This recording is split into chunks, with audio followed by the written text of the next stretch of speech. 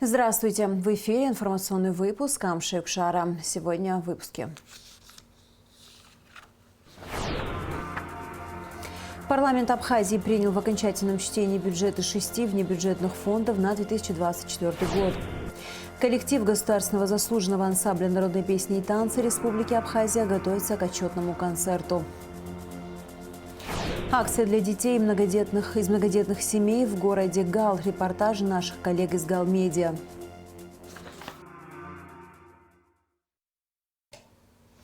Парламент Абхазии принял в окончательном чтении бюджеты 6 внебюджетных фондов на 2024 год. Также внесены поправки в законы о бухгалтерском учете и о госпошлине. Подробности заседания очередной сессии Народного собрания и какие еще вопросы были рассмотрены, расскажет Рада Чичава. Депутаты приняли в окончательном чтении бюджеты 4 внебюджетных фондов на 2024 год. Бюджет фонда обязательного медицинского страхования по доходам и расходам прогнозируется в сумме 71 миллиона рублей. Бюджет фонда социального страхования и охраны труда по доходам и расходам составит 197 миллионов рублей, а доходы и расходы дорожного фонда планируются в размере 130 миллионов рублей. Бюджет же пенсионного фонда по доходам и расходам составит 1 миллиард 565 миллионов рублей. Далее были рассмотрены изменения в Воздушный кодекс Абхазии, которые были представлены представителем президента в парламенте, министром юстиции Анри Барциц.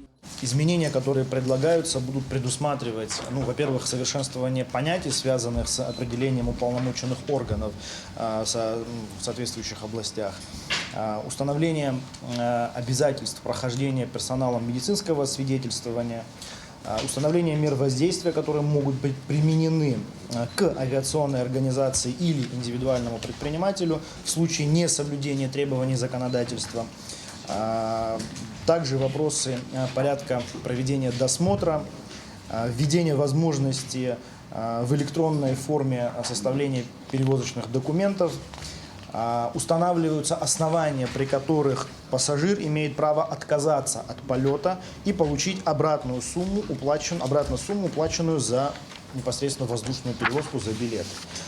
Также устанавливаются специальные виды ответственности перевозчика, претензии к перевозчику при международных перевозках. Как отметил Анри Барциц, внесение поправок в существующий воздушный кодекс необходимо ввиду подготовки к запуску аэропорта. Их цель – изменение действующих норм кодекса для совершенствования правового регулирования правоотношений в гражданской авиации.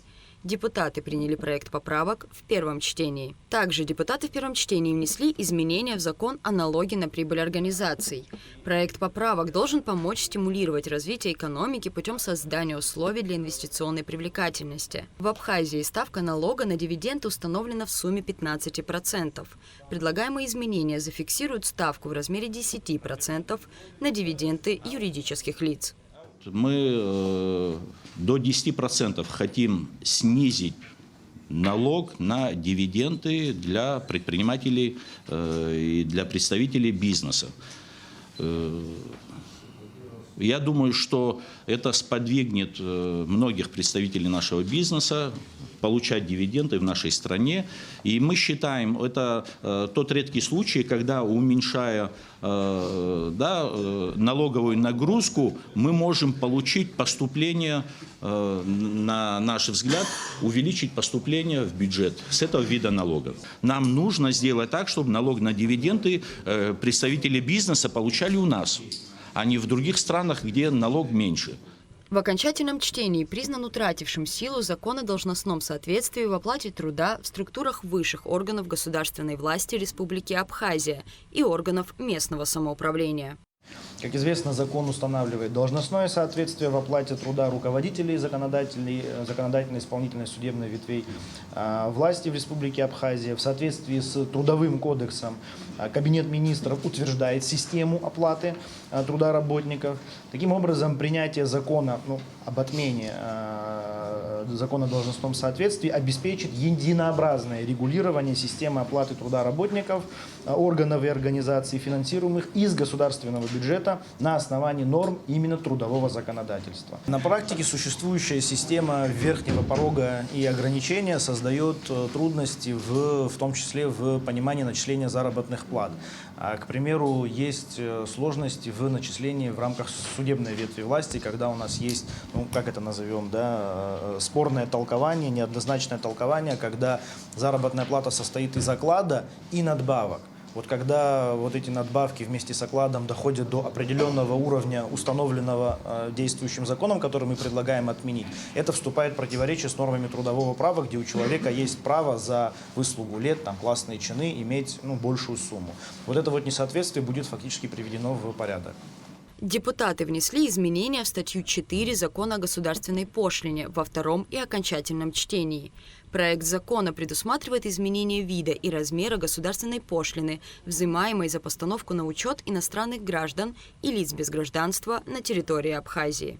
С 1 января 2024 года вступает в силу постановление Кабинета министров об утверждении порядка осуществления учета иностранных граждан и лиц без гражданства по временному пребыванию на территории Абхазии.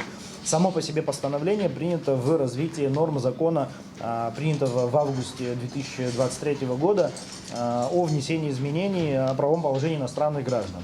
Порядок, утвержденный постановлением Кабинета министров, предусматривает процедуру постановки на учет иностранных граждан и лиц без гражданства по месту их временного пребывания. И сумма госпошлины за постановку на учет по месту временного пребывания иностранного гражданина и лиц без гражданства предлагается в 200 рублей.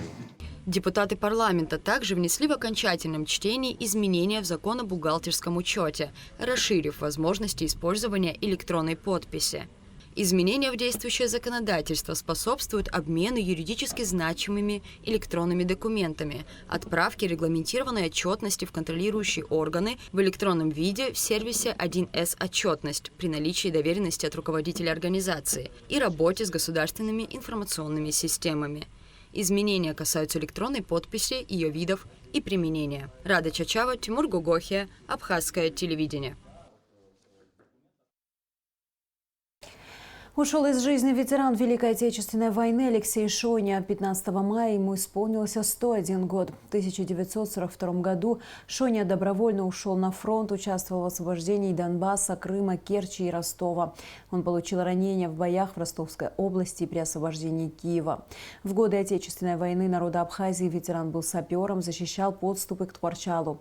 Алексей Шоня награжден орденами Отечественной войны 1 и 2 степени, орденом Красной Звезды, орденом Славы, орденом Октябрьской революции, более 30 медалями за освобождение различных городов, а также медалью за участие в войне 1992-1993 годов.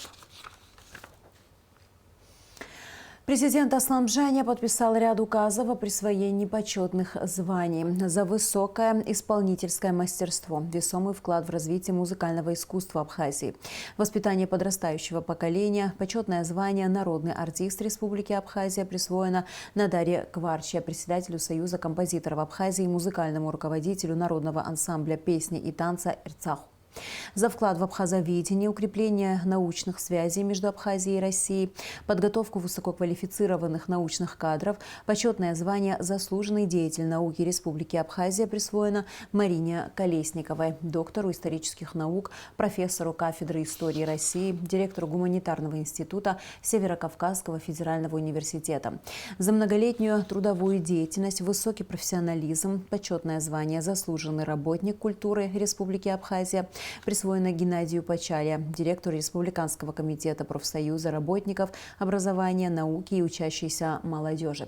За многолетнюю плодотворную работу в энергетической отрасли, высокий профессионализм, почетное звание «Заслуженный энергетик Республики Абхазия» присвоено Нине Абух, Банукзару Хашпа и Мите Джопуа. На территории Абхазии на сегодняшний день функционируют 23 неправительственные организации и 10 представительств международных организаций.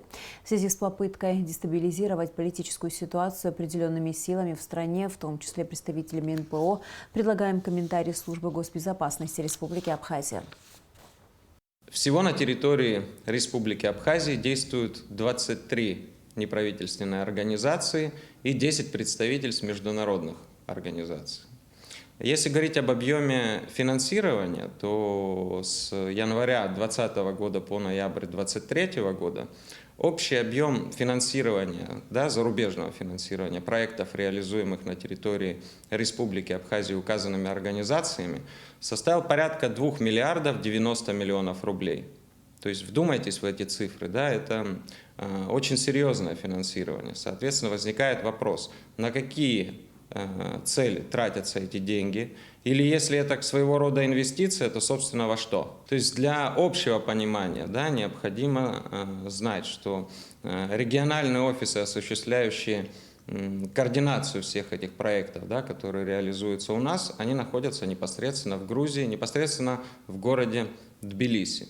Вот. И на территории Грузии создан специальный орган, да, специальное ведомство. Это Министерство по вопросам примирения и гражданского равноправия, которое является профильным органом, который в четкой координации, да, и взаимодействии с грузинскими спецслужбами работает непосредственно по проблематике Южной Осетии и Абхазии. Все проекты, реализуемые на территории Республики Абхазия, предварительно согласовываются с указанным ведомством.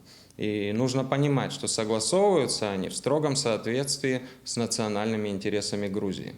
Если говорить простыми и понятными словами, то львиная часть всех этих денег тратится на то, чтобы мы сближались с Грузией и отдалялись от Российской Федерации, нашего стратегического партнера.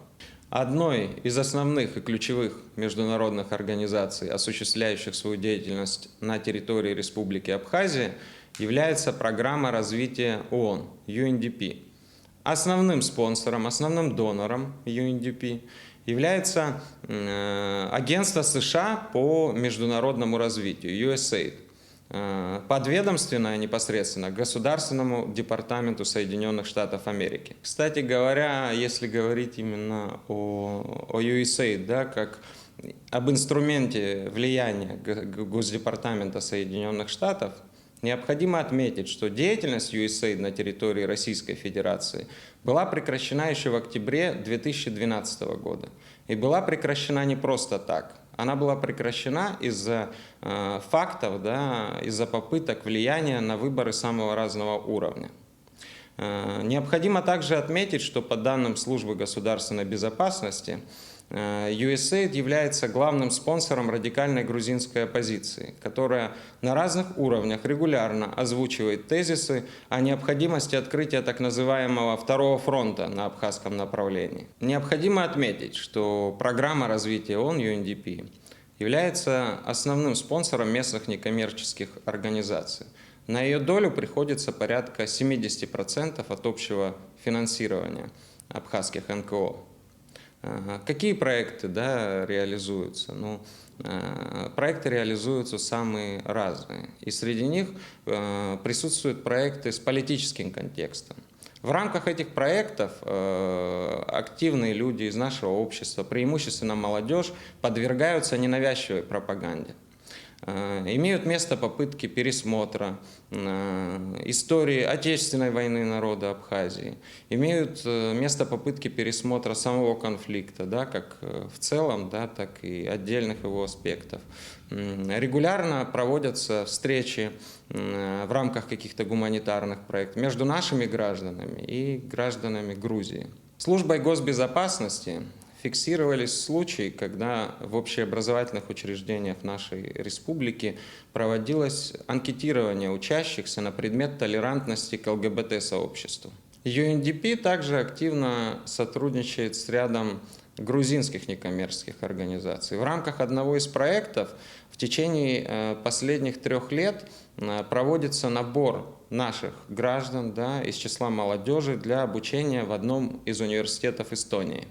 То есть отдельные наши граждане проходят обучение в Эстонии, потом при их непосредственном участии создается небезызвестная организация, затем ими осуществляются уличные акции протеста, которые как нельзя лучше иллюстрируют полученные за рубежом знания в области гражданского участия.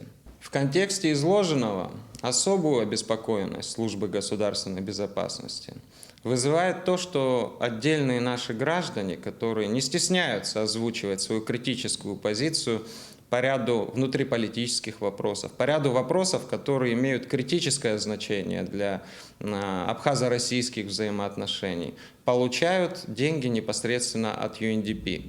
Примечательно, что за месяц до создания движения Харах Пицунда на счет общественной организации АМЧ, руководитель Пачали Алиса, от UNDP поступило порядка 2 миллионов рублей.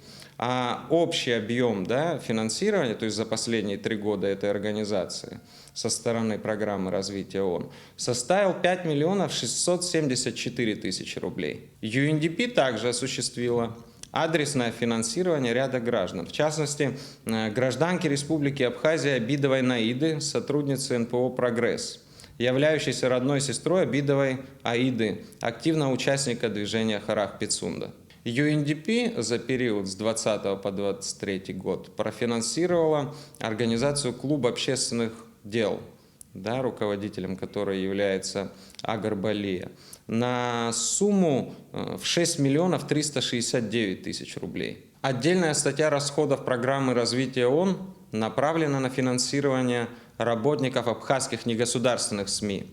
На эту статью расходов за последние 3 года было направлено свыше 5 миллионов рублей. Но это еще далеко не все.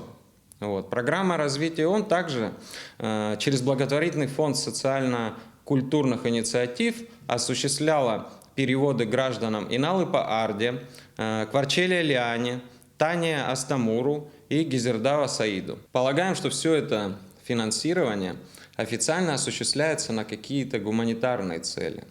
Однако то, что люди, публично критикующие власть и затрагивающие вопросы, которые с большой долей вероятности могут негативно сказаться на динамике абхазо-российских взаимоотношений, получают деньги от недружественных и даже враждебных для нас институтов, заставляет задуматься. То есть, согласно тому, что мы видим, иностранные деньги служат искажению общего информационного фона и дестабилизации внутриполитической ситуации в Республике Абхазия. Вызывает опасение, что многие наши граждане, к сожалению, преимущественно из числа молодежи, вовлекаются во все эти, без сомнения, негативные процессы, не до конца понимая, кто за всем этим стоит. Служба госбезопасности внимательно отслеживает ситуацию по всем озвученным аспектам и призывает граждан Абхазии не идти на поводу у недружественных институтов, пропагандирующих чуждую нам идеологию и ценности. Посол Абхазии в России Алхаз Квициня встретился с ректором финансового университета при правительстве Российской Федерации Станиславом Прокофьевым. Обсуждались вопросы обучения студентов из Республики Абхазия, а также перспективы двустороннего сотрудничества между финансовым университетом при правительстве России и АГУ. 25 декабря в Абхазской государственной филармонии состоится отчетный концерт Государственного заслуженного ансамбля народной песни и танца Республики Абхазия. Ансамбль представит программу, в которой прозвучат народные абхазские песни, танцы и вокально-хореографические картины. Какими номерами и постановками порадуют зрители артисты? Кукуца Вардания побывала на репетиции легендарного коллектива.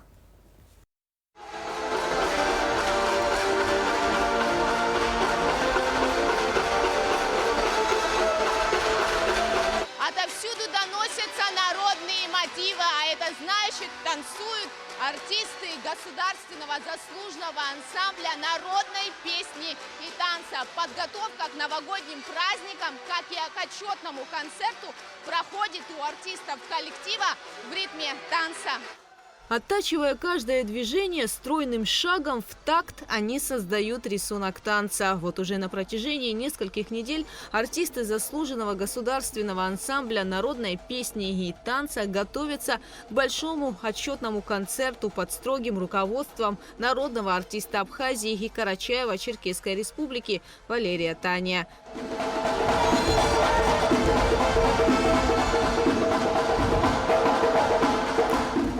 Репетиции репетиции идут с понедельника по пятницу с утра и до вечера. Все это для того, чтобы творить магию народного танца на сцене для дорогих зрителей. На отчетном концерте ансамблем будет представлена насыщенная программа, в которую войдут такие танцы, как ауараща, девичий, лирический, кафа и другие.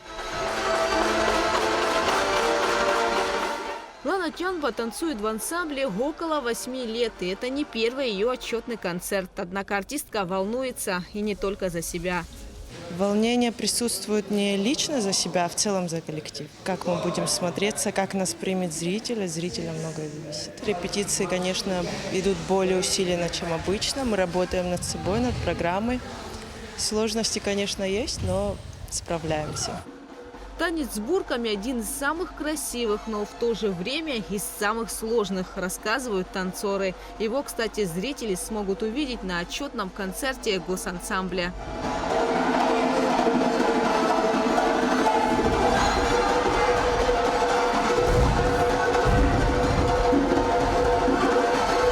Надо бурку правильно кинуть, чтобы она хорошо легла, своей партнерше ее правильно передать. Чисто для меня это самый сложный танец. А из самых любимых танцев? Адыгская кафа. Артисты коллектива вкладывают в танец сердце и душу. Яркие и зажигательные номера можно будет увидеть 25 декабря в 18:00 в Государственной филармонии имени Раждена Гумба. Гугу Цавардани, Алексея Гухава, Абхазское телевидение.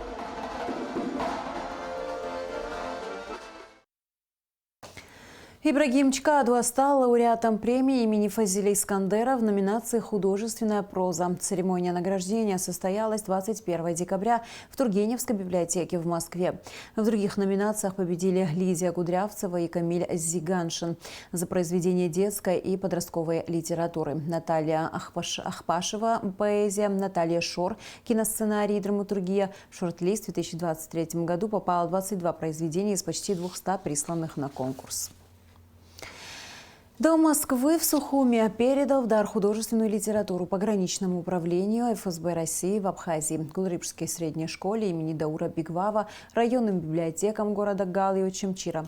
Всего передано около 1000 книг, в основном произведения, которые входят в школьную программу. Это представители Золотого и Серебряного века, а также произведения современной литературы. В преддверии Нового года особое внимание, конечно же, и детям. Все эти дни различные ведомства и организации проводят благотворительные акции, направленные на поддержание многодетных и социально уязвимых семей. Следующий сюжет подготовлен нашими коллегами из Галмедиа о том, что даже простой человек может стать Дедом Морозом и подарить детям настоящий праздник. В преддверии Нового года житель города Гал Гия Кюпискей решил сделать небольшой сюрприз детишкам из малоимущих семей. В ходе акции дети смогли в свое удовольствие попрыгать на батутах, познакомиться с новыми друзьями. Для маленьких гостей также накрыли стол, где они могли полакомиться пиццей и напитками.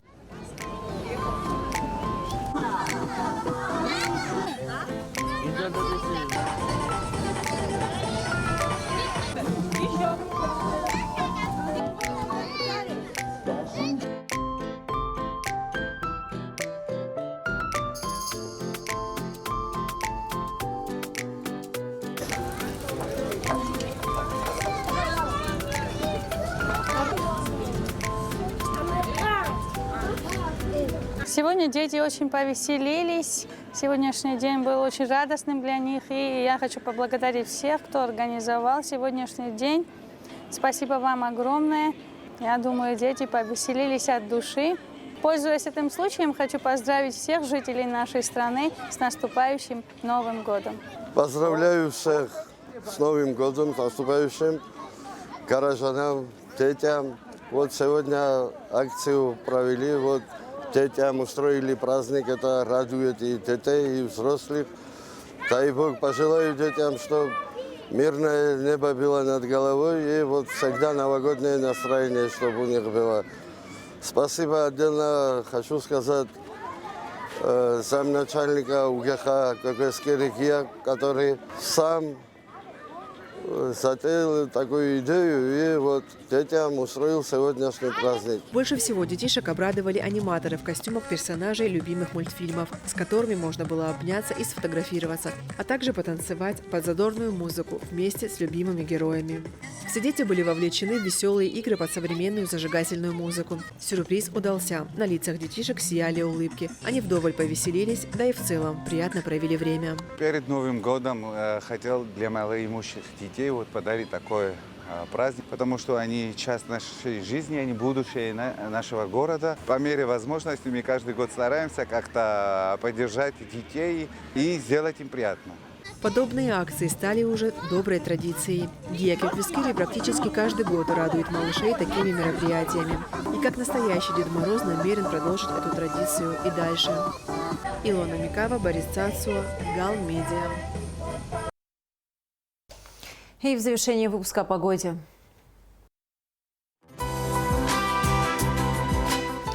По сообщению Гидрометцентра, в выходные дни 23 и 24 декабря на территории Абхазии ожидается облачная погода, временами дождь, местами дождь с мокрым снегом, град. В горах обильный снег, температура воздуха ночью -2, днем 1-6 градусов. Температура морской воды 10-11 градусов. На этом наш выпуск завершен. До скорых встреч в эфире.